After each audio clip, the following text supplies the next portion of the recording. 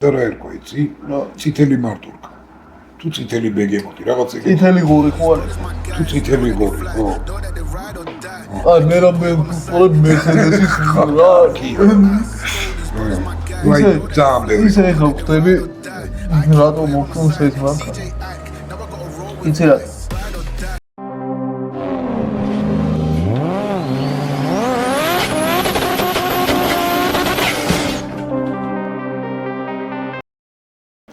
მოგესალმებით, ეს ახი გუჯას გარაჟია და დღეს ჩვენ განვიხილავთ Mercedes S-Class W126, ანუ 140-მდე S-Class. მოგესალმებით. პირველ რიგში ვიდეოების გადაღებაში გვეხმარება კომპანია USA to Georgia, მადლობა მათ გვერდში დგომისთვის. მეორე რიგში ეს S-Class ჩამოგვიტანა ამედუთის თორმა მაღაზიამ, რომელმაც არაერთი მოდელი ჩამოგვიტანა, ძალიან მაგარ ფასად და ლინკები აღწერაში იქნება და შეგიძლიათ გადახედოთ, დაუკავშირდეთ ნებისმიერ საკითხზე და სასურველი მანქანა შეუკვეთოთ და შეიძინოთ. სხვათა შორის ერთ რაღაცას ვიტყვი რა, მაგათ რომ მანქანები აქვთ. ეგეთი მანქანები ძალიან იშვიათია საქართველოში. ანუ რაც ჩამოდის რა. კი. ჩემთან არხზე ბევრი მანქანა გინახიათ, რაც მაგათმა ჩამოიტანა სხვათა შორის. და ერთ-ერთი განსხვავებული არის ეს. და თან ერთი რაღაცი თქმა მინდა, რომ ეს S-კლასი არის ჩემი არჩეული. გაგიგვირდებათ და ხო ეგრე იყო. ხო რო ვიტყვი. ნამდვილად არ იტყვი. მე აღმოვაჩინე, მე რო არ მენახა დავმაგალე. მოდი გავხსნი შენ არჩეულ მანქანას. რატო ავარჩიე ხა ეს რა? ალბათ გამოვიდეს. იმიტომ რომ არის ჩემ საყვარელ კომბინაციაში, ფერებში. შავი წითელში. კი ბატონო. პირველად ვხსნით სხვათა შორის. კი. არ გაგვიხსნია აქამდე ვიდეოს ჩაწერას ველოდებოდით. კი ბატონო და მაგას დაგიკიცებთ, იმიტომ რომ აქედან არა მოგვიღია. შეფუფულია პეინოპლასტში. ხო. ნორევს კიდე დიდი წარდგენა არ ჭირდება. ნამდვილად.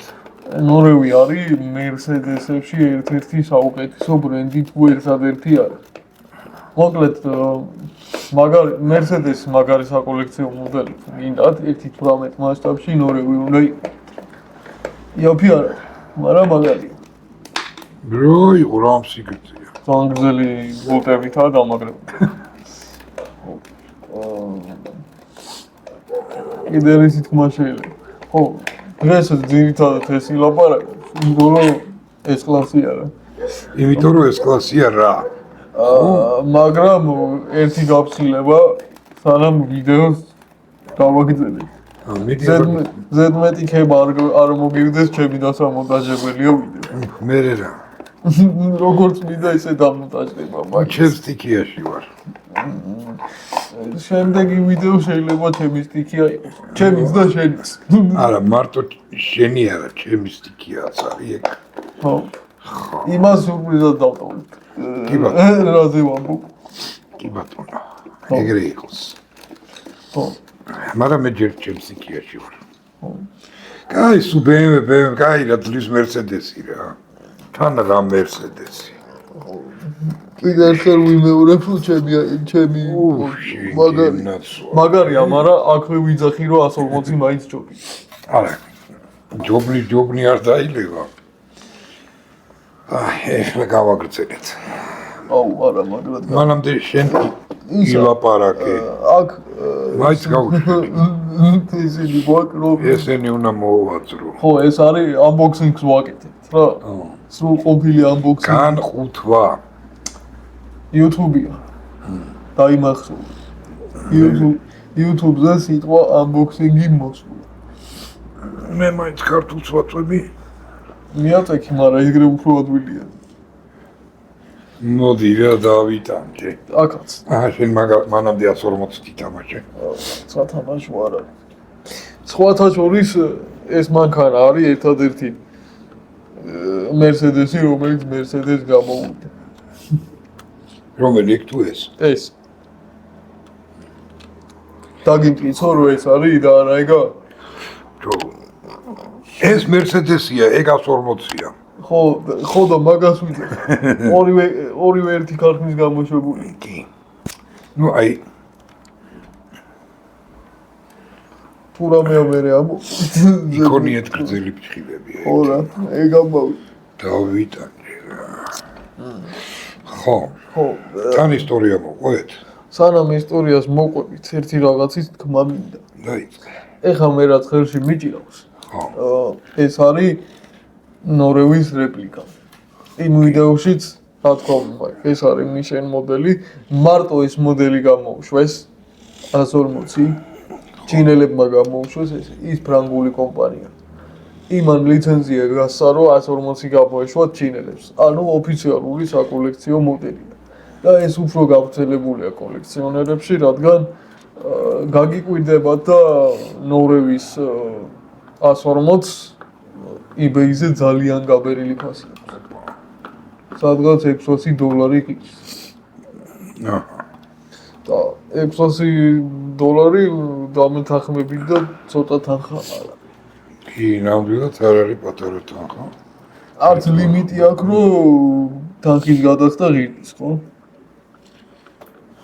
მინიმუმ ლიმიტი უნდა ქონდეს. ამიტომ ნორევმა გადაწყვიტა ესეთი ამბავი, რომ ბიუჯეტურ კლასში შემოსულიყო, ბიუჯეტური ხაზით დაეკავებინა და ჩინელებს გამოაშვებინა ეს. ანუ ჩინური ნორევია რა. ჩინური 140. არა, ნორევს ვიცახი. ხო, ჩინური ნორევია. მაგრამ მაგარია რა. საქართველოს ძალიან ბევრ კოლექციონერს აქვს ის, ვინც ერთი თუ რამეთებს ვაგროვებთ, იმიტომ რომ ფასი აქვს კარგი. იმიტომ რომ ფასი აქვს. და შეღავათიანი. დეტალიზაციასაც ვერ მოჭი. ვერ არა ხო. დავიტანე. დეტალიზაციასაც არ უჭირვის რა. ერთი მხარე მოვრჩი, ხა მეორე. ხო. ხო და იცი რა მაინტერესებს? ეს როგორი ისტორიაც ამას აქვს. ხო. მაგას აქვს ეგეთი ისტორია. ამას ხო. გაგიკვირდება და აქვს. მე ხო იცი რაზე ვამბობ. ჯერ მარტო დავიწყოთ იმითი, რომ ეს რა ეგ არ იქნებოდა. არა, მაგაზე არ ვიზახი. მე ხო იცი რაზეც ვამბობ. ამან რითი გაითქვა სახელი. ხო, ნუ ახლა ეს არაფეთქებულა და ტანკსაც ნამდვილ ნაღმი არ მოყვედრია. არა, ანუ იმას ვიძახი, რომ ეს მანქანა საპრეზიდენტო იყო. ეს კი იყო. საპრეზიდენტო კი არა, ამითი მეფეებიც კი დადიოდნენ. მართლა? კი ბატონო. თემატური მაინტერესებს რა. მე მაიცადე რა, ბარემ აკავართ. აბახანდე თუ მაგარი. ნუ რატო? აი თუ მაინც ახლა. კი. აუ მაგარი ბატონი. არა და წესით ნამდვილი მას ხო აი ესე ბოლომდე ეხდება. აუ ეხლა ისიც მოიდომა რა, ეს მოდელია. რატო ნორევია ბარემ ეგეც გაეკეთებინათ. ნუ კაი, მოკლედ, გაწია 140 თუ შეიძლება გვერდზე. 140. ჩააჩუჩი. გასაწევი. ცოტა ხანი. მა დავიწყოთ რა. რიგით მეორე S კლასი. მეორე ეს არის. თუ ეს არა, არის. რიგით მეორე S კლასია ეს. თან როგორ დაემთხვა ხო, წარმოიდგინეთ ჩვენ კოლექციაშიც რიგით მეორე S კლასია და წარმოებაშიც, Mercedes-ების წარმოებაშიც ეს აბრევიატურა რომ მიიღო რიგით მეორეა. ეს ზამი რაღაცას მინდა რომ დაგვიდე. დისკი შეხედე. ხო, მე ერთმანეთს ამას და ზუსტად ერთნაირები. ზუსტად არა. ანუ ცოტა განსხვავებულია, მაგრამ ამას გავს. ეს, ნუ მაგას მოყვები რა, ეტაპობრივად. მოკლედ, ნუ პირველი S კლასი არის W116, ძველი. მაგას ამოვალათ. ხო, პირველი S კლასი ეგ იყო, რითიც დაიწყო ეს აბრევიატურა. ეს ინიშნავს უკვე როგორ იცი, ნუ აი Lux კლასს. მერე მოყვება ეს 100-ს მოყვება EASO. ოღონდ ეს მოდელი, ხო? და ამის წინა მოდელიც კი. ხო. ყველას არ ქონა ეგ EASO. და რატო? ERAS ნიშნავს. EASO. ეს რა ხო, ინგლისური მუნჯი ხო, მუნჯია თუ ისა. მუნჯი იქვია მაგრამ ხო, ნუ არ ვიცი. მე ეს ვეძახი მაგას. ნიშნავს ელექტროინჟექტორს. ანუ იყო რა ქვია, კარბურატორიანი და იყო ისა პრისკიანი. ანუ ელექტროინჟექტორებით იყო. ხო, ანუ შეფრქვევა ხდებოდა რა. და მესამე აბრევიატურა დაემატა ასო ელი. ელი ნიშნავს longs. და გამოვიდა cell. ეგ არის განმარტება. რაც შეეხება ამას მაგას ეს 600 წერია მარტო და ამას მაგას ამას აწერია 560 cell. ეს ელი. ხო. ზუსტად მაგაზე ვსაუბრობდი რა. ხო, რახან ეგ აბრევიატურა აწერია და თან 560-ია, ხო? ანუ ეს არის ყველაზე მაღალი კომპლექტაცია. 560 ეს? ხო, 560-ია და ეს არის ყველაზე მაღალი კომპლექტაციით. პირველი ვერსია გამოდიოდა 2 და 8 ძრავით. ხო, 560 რას ნიშნავს? ძრავის მოცულობას. 5 და 6. 8 ცილინდრიანი ძრავი. ხო. ქონდა 2 და 8 6 ცილინდრიანი ძრავი ეყენა. იმასაც აქვს. რომელიც სამი გაურია კი. გამოშვების თარიღი არ გაინტერესებს თან? 1979 წელი, მაშინ ვიყავი 8 წლის, ეს მანქანა რო გამოვიდა და ყველაზე საინტერესო წარმოიდგინე როდინდელი ამბავი არის 70-იანი წლების მიწურული 4-ვე ელექტროშუშა ქონდა კომპლექტაციაში უბრალო მოდელს. ხო, უბრალო სტოქს 4-ვე ბეის მოდელი ქვია მოდელი. ხო, კონდიციონერი და ასე შემდეგ. ხო, პლუს მაგას კიდე ყველაზე საინტერესო ინფორმაციას რო ვიძიებდი ამ მანქანაზე, ყველაზე მაგრა დამაინტერესა, რატომღაც ტვინში ჩამიჯდა რა, რომ საქარე მინა, ანუ პარპრის რო ვეძახით ჩვენ, ქარხნულს შიგნით ეს ეგ ხორმაგი შუშა არის და შუაში ცელოფანივით რაღაც დამწავია, ხო? ნაპირებზე, ამ ნაპირებზე, ხო? მოყვება წვრილი მართული. ჩატანებული აქვს რაღაცა წვრილი მართული. ძალიან წვრილი თმის ღერის რო გაწყდა თუ რა გითხრა. რომელსაც გამოყოფილი აქვს თავები. იმიდან, პარპრიდიდან, რა იმ შუშიდან არის გარეთ. პატარაზე რა. რაზეც შეგიძლია გადააერთო და აკუმულატორზე დააერთო და ეგ ცხელდება. აცხელებს. ხო. და ადნობს იმ გერმეტიკს. რომ სიტყვაზე დაზიანდა ხო შუშა გაწყდა რაღაცა და ადვილად რომ მოხსნა მაგალია შუშა წარმოიდგინე იმას ადნობს სად გათვალეს წარმოიდგინე რა ისი რომ ეხლა აღარ გეცება ეგეთი რამეები ხო პლუს მაგასთან ერთად ის სიდენიების მართვა ელექტრონულად არა ხელით ეხლა დავარძლებით და ტრიგალებდა ამოწიე გადავარდა სიდენია და ასე შემდეგ ჩემ კომპიუტერის კამს ესე რო ამოწევ. ხო. მე რაც შეეხება უმაღლესი კომპლექტაცია რაც არის, მაგალითად ეს ავტომობილი. ამას წინა სიდენიებზე ქონდა მახსოვრობა, 3 მახსოვრობა. 79 წელს. არა, ეს უკვე გამოსული არის 86-ში. ხო რა ეს. ნუ მაგრამ მაშინ 15 წლის ვიყავი, 40 წლის წინანდელი მანქანა არის. წარმოიდგინე 40 წლის წინანდელ მანქანას 3 კნოპკა ქონდა 1 2 3 და დანომრილი იყო. სიდენიებს აყენებდი, მოირგებდი როგორ შეგინდოდა ელექტრონულად წარმოიდგინე, თან როგორ ქონა იცი კარებზეც ეხლაც ეგრე აქვს რა, თანამედროვე მერსედესებს იგივე არაფერი არ შეუცვლიათ. ბარბი ეს კლასი იყო. ხო. იგივე სიდენიის ფორმა აქვს კარებზე. ხო. და მაგას საითაც ამოძრავე ფიქით მოძრაობს სიდენია.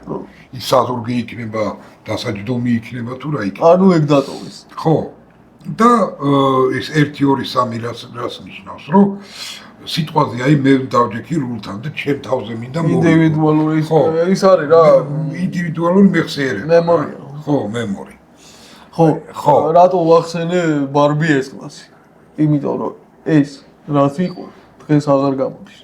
დიზაინერი შენათქვი აბა მე ვიცი მე რატო ნუ რა ვქნა Mercedes-ის ფანი ხო ხარ ბრუნო საკოს საკერი ბრუნო საკოს აქ Mercedes რა მოდელების გავარდნილი აქვს აი ყველას რო 124 126 აი მან 140-იც ხო მე მგონი ეს ნახდათ ვიცი რომ მაგის 124-იც მაგისია და 124 არის ჩემთვის საუკეთესო ეკლასი კი ბატონო ხო და რა მაგაც სახელით ეს ხო თან ეს არის long ვერსია რომელიც ჩვეულებრივ სტანდარტულ მოდელზე არის 14 სანტიმეტრით გრძელი რა მაინტერესებს ეს შემთხვევით იმ BMW-ს კონკურენტი ხო არ არის E38-ის წირო იყო E32 კი მე მგონი ეგ არის ხო ეგ არის აბა რა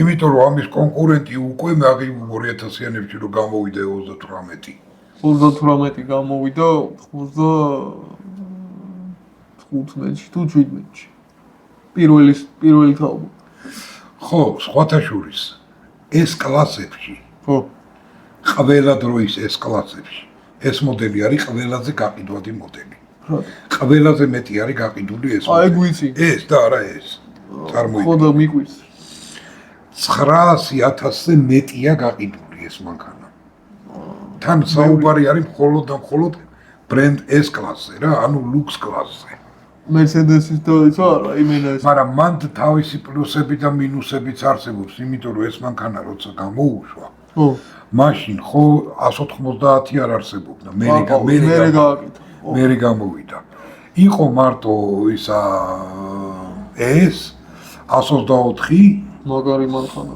და ისა გონი მაინც 124 იყო 124 ხო გამოვიდა მე გამოვიდა ამის ხო 90-იან წლების დასაწყისში გამოვიდა ეს 94-ში თუ რაღაც იგრი რომ 80-იანი წლების დასაწყისში გამოვიდა რა 90-იანების რა 124 თუ არა 123 იყო 124 არა უკაცრავად 123 ტაქსის კინო ხო 123 კუზავი იყო ხო 123 იყო და კიდე იყო მაიცა რა ერქვა იმ კუზავს დამავიწყდა Mercedes ფანი ვარო და მე ვუყურებ რაღაც უკაი შემეშალა ხო კუპე და კაბრიოლეტ ვერსია იყო რა პატარა ორკარებიანი იყო იტოქში სულ სამი მოდელს უშვებდა მაგ დროს ხო ეხლა რო არის რომ 296 მოდელს ერთდროულად უშვებს ხო ეგრე არ იყო მაშინ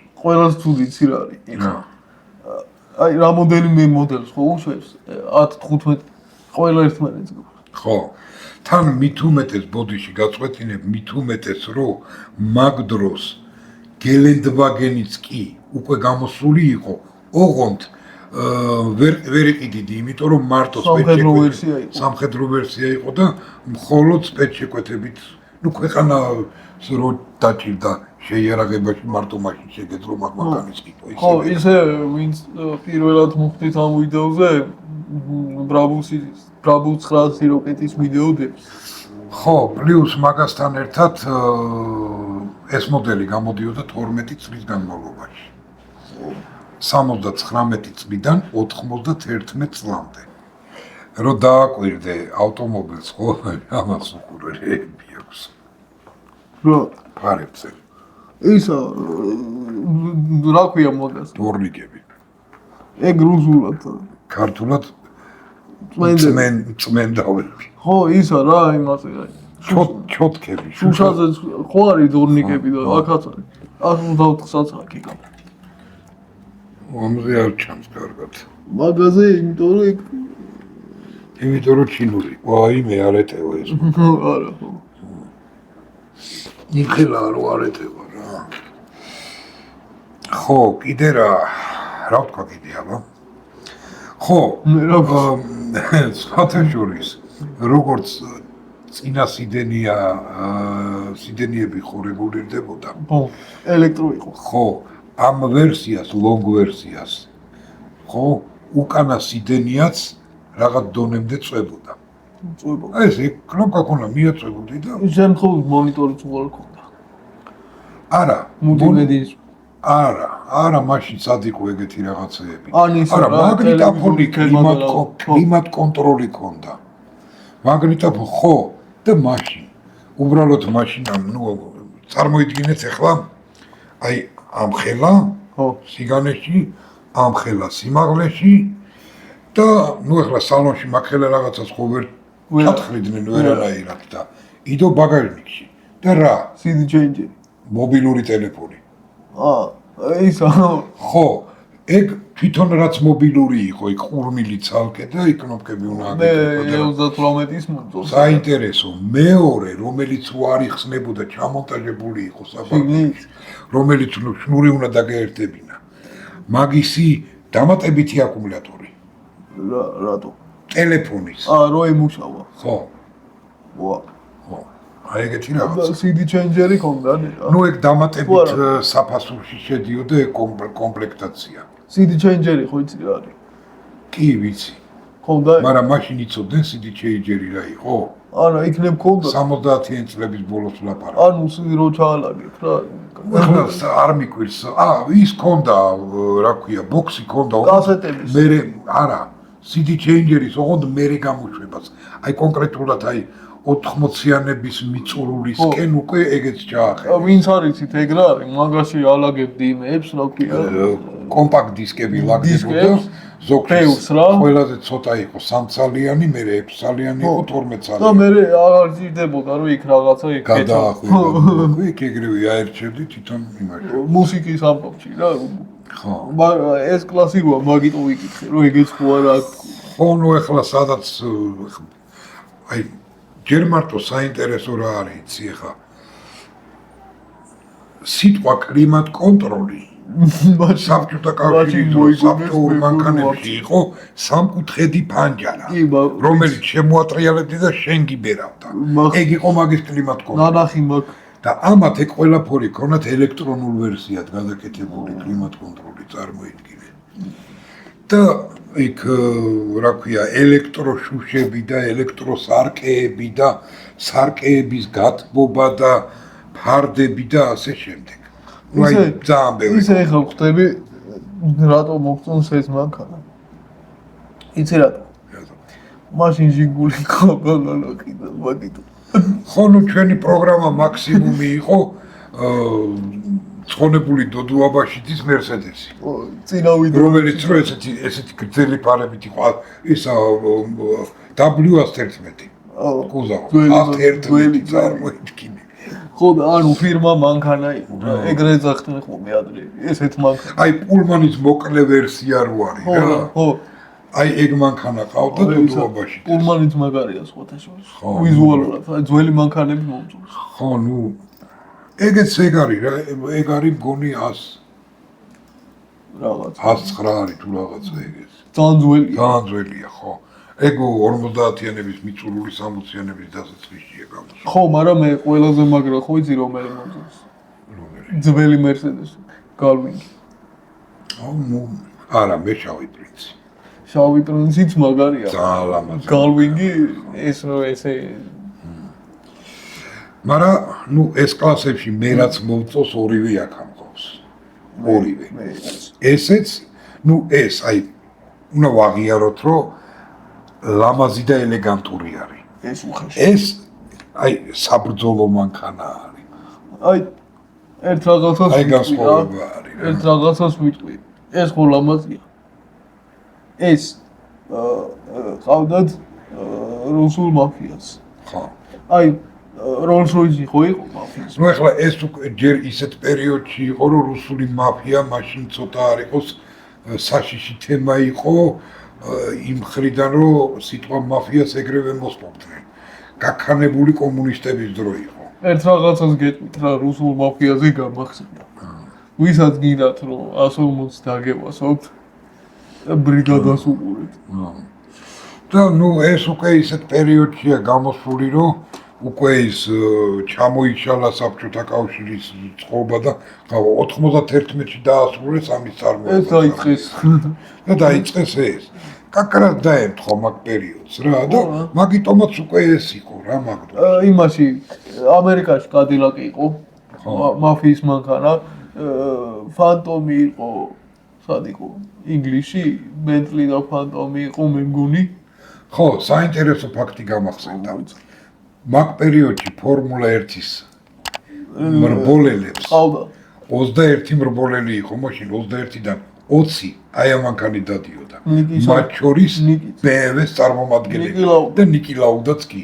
ნიკი ლაუდა ემერძე იჯდა კაცო შიდა ჩემპიონატი აქვს მოგებული BMW-ს. ხო, ვინც არის ჩით 190 ყავდა სენას. ხო და ნიკი ლაუდას კიდე იცი რა ყავდა? რა? ამის 111 მოდელი, ძველი მოდელი. ძველი ვერსია Mercedes-ზე და რა ერქვა იცი? წითელი მარტურკა. თუ წითელი ბეგემოტი, რაღაც ეგეთი. წითელი ღორი ხო არის? თუ წითელი ღორი, ხო. აი მე რამე თუ სწორედ Mercedes-ის რა კი. მოკლედ აი ეგეთი საინტერესო რაღაც, ავი იმედია მოგეწონათ ჩვენი დღევანდელი კამათი. ჩემთვის ეს მაინც მაგარია რა. მე კი არ ვიძახი, ცუდია, ჩემი საყვარელი ყველაზე საყვარელი მანქანაა ესეც და ესეც. ამის მერე მეტი აღარ გამოვუშვეთ, ეხლა სათამაშოებს უშვებენ. ხო, არა, ეხლა ბარბის უშვებენ. ხო, არა, ახალი ეს კლასების პრობლემებს არ გეტკინოთ, მაგრამ ეს მაგალითად აი, ძალიან გაკუკლავებული მანქანებია და არ უხდება რა. აი, 140-ის მერე ეხლა რა დადის? ერთადერთი ნერვებს სიცილითი ვიწყნარე. ვითი? აი მე-7 სერია BMW-ს ბევრად ჯობია. არა, მაგას თანამედროვე ყველა ის ეს რო გააკეთეს, რო დააგრძელეს მაინც. რა. აუ, ვაფშე ბოლო გამოშვება ეს კლასი ნახე? კი. იმაზე ნახე? ეს სამკუთხედი პარები რო აქ. ხო, ნახე. ო, არა, ნახე. ხო და წინ და გინა უკან, წინაც იგივე პარები და ხო და CLS-ს გაფუჭეს. ხო, ნუ ერთადერთი რაც კარგი ყავდათ, აღარა ყავდათ GTS-ი ყავდათ ბოლოს. ანუ რა გამოდის? კლასიკა ყოველთვის ჯობია. ხო რა. ხო ეგრეა. უბრალოდ არ შეიძლება 140-ის მერე ეგრე რომ გავყვანზება. რა თქმა უნდა. კარგით, აბა. და სანამ დავამთავრებთ ვიტყვი ერთ რაღაცას. 140-ზე ბევრ ვიდეოში მითქვია, 140-ზე გინდა BMW-ს ფანები ავიღოთ, E38 ვისაც ყავს და ეს არ ყავს, ყველა ეძახის რომ უნდა იყიდოს, 140 და გვერდზე დაუყენოს. სხვა Mercedes-ზე BMW-ს ფანი მაგას არ იტყვის. არა, ნუ რა არის იცი, გუჯა. ამის გვერდზე ხო, აუცილებლად უნდა იდგეს E38 აქედან და Audi აქედან. კი. გამიგე? აი, შავი E38-ის დათრევა მინდა. Audi R8 ის პირველი R8 რო გამოვიდა ეგ. პირველი არა, მეორეა ეგ. თუ მეორეა, არა, რატო პირველი R8? პირველი არის აწერია. პირველი არის მოკლე ის ვაკ, აბლიცუკ. ხო, მოკლე აბლიცუკით ვიცი. იმდროინდელია ესა. ხო, იმდროინდელია ესა. პირველი Audi R8. სხვათა შორის ერთი კინო არის, რომელსაც სახეს სპეციალურად არ ვიტყვი. სამივე მანქანა. ესეც E38-იც და Audi-ც. ხო, ნუ სამივე რო გვექნება, მე ვილაპარაკოთ მაგ ფილმზე. ნახსენები მაგ ვიდეოებს გადაყენეთ. კი. ისე რომ ნაი ნახე. მე მგონი კაი ვიდეო გამოვიდა. რავი, იმედია კაი ვიდეო გამოვიდა, იმედია მოგეწონათ, აუცილებლად კომენტარები. არხი გამოიწერეთ რა. და ლაიქით კიდევაც. ზარს დააჭირეთ თუ როგორ იბიძახით ხოლმე თუ არ იბიძახით. ზარს დააჭირეთ რომ ზარის ღილაკი გააქტიურეთ. ზარის ღილაკი გააქტიურეთ. ხო, ეს იმიტომ რომ შეტყობინება ეგრევე მოგივიდეთ რა. კი ბატონო, დიდი მადლობა USA to Georgia-ს თანადგომისთვის არხის განვითარებაში რომ გვერდში გვიდგას. დიდი მადლობა ამედუთის ესეთ მაგარ მანქანებს რომ ყიდულობს ხოლმე ჩვენთვის. ხო, მოდი ერთ რაღაცას ვიტყვი რა, მაგრამ ამედუთის კი ურთულებ ხოლმე საქმეს, მაგრამ მაინც ჩამოვიდეთ. ზატო რა მაგარ ვიდეოებს ვიღებთ ხოლმე? ხო. ეგ უნდა ვაღიარო, რომ საქმეს ვართულებ ხოლმე. ხო, ნუ საქმეს როცა ჭირდება, სხვანაირად არ გამოდის. კარგით, დაგემშვიდობებით შემდეგ ვიდეო.